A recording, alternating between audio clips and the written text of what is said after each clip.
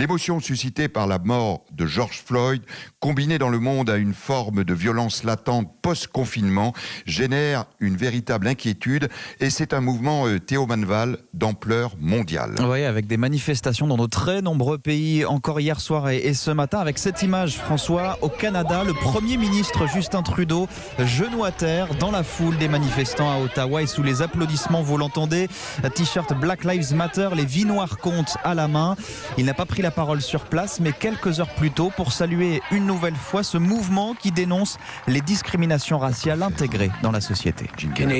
Partout, des Canadiens se lèvent pour dénoncer haut et fort les discriminations systémiques qui existent depuis bien trop longtemps dans notre pays.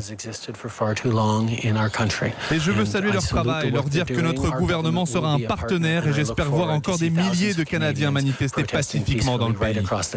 À l'autre bout du monde, en Australie, des milliers de personnes ont aussi défilé ce matin à Sydney ou Melbourne pour dénoncer les inégalités raciales dans un pays où plus de 400 aborigènes sont morts alors qu'ils étaient détenus par la police ces 30 dernières années. Cortège aussi devant les ambassades des États-Unis à Oslo, en Norvège, Vienne, en Autriche, avec toujours ces références à George Floyd et ce mot d'ordre, le racisme aussi est une pandémie, je cite. De nouveaux rassemblements massifs sont attendus en tout cas aujourd'hui aux États-Unis, à New York, Washington, mais aussi en Caroline du Nord, où une cérémonie d'hommage est prévue dans la ville natale de George Floyd.